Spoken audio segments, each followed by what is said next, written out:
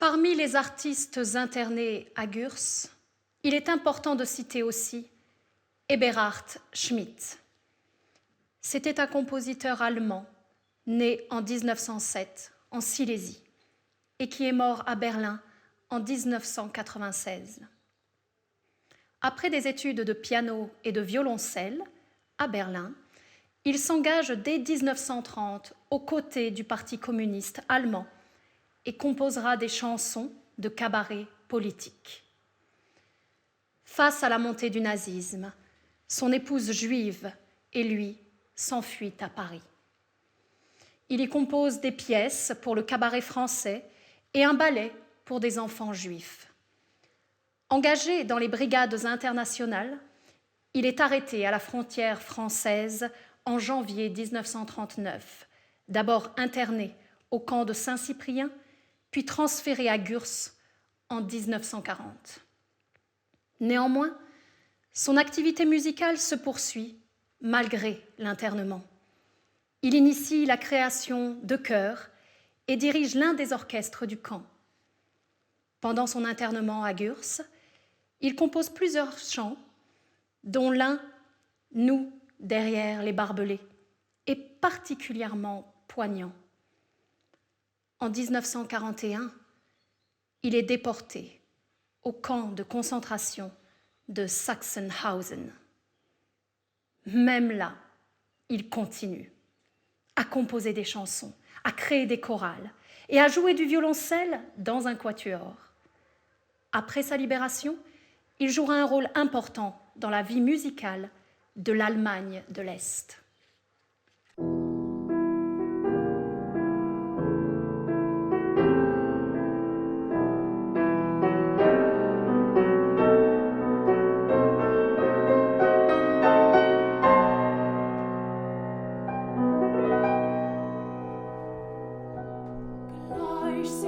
Gleich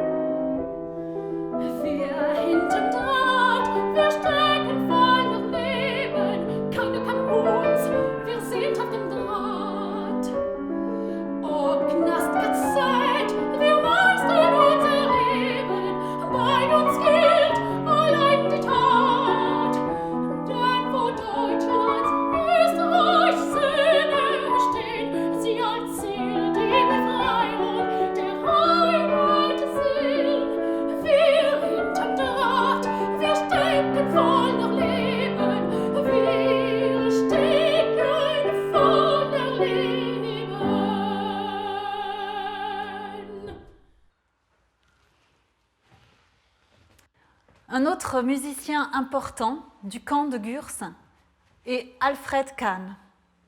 Il est né en 1922 à Speyer. Il apprend le piano très jeune et accompagne l'assemblée à l'orgue de la synagogue de Speyer. Mais, durant la nuit du 9 au 10 novembre 1938, cette synagogue est incendiée par les SS et ravagée par les flammes de la haine.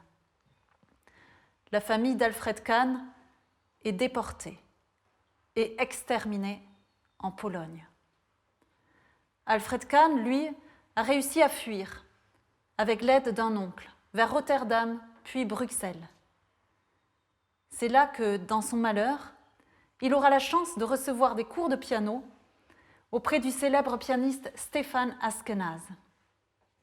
En mai 1940, les Juifs du Benelux sont déportés vers les camps français et Alfred Kahn est cette fois interné à Saint-Cyprien.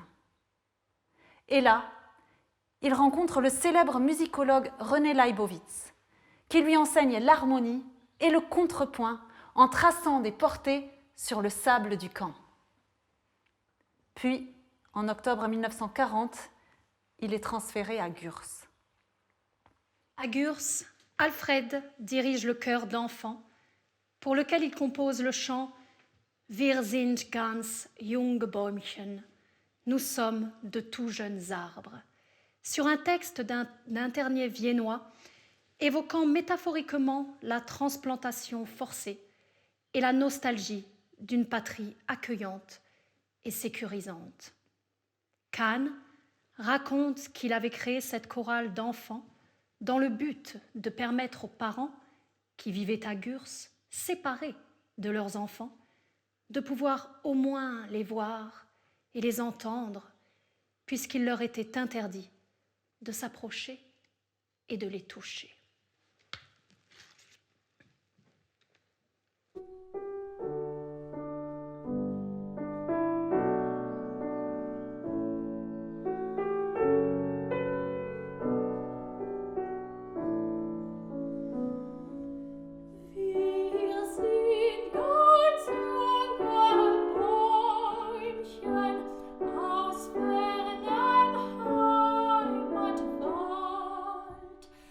For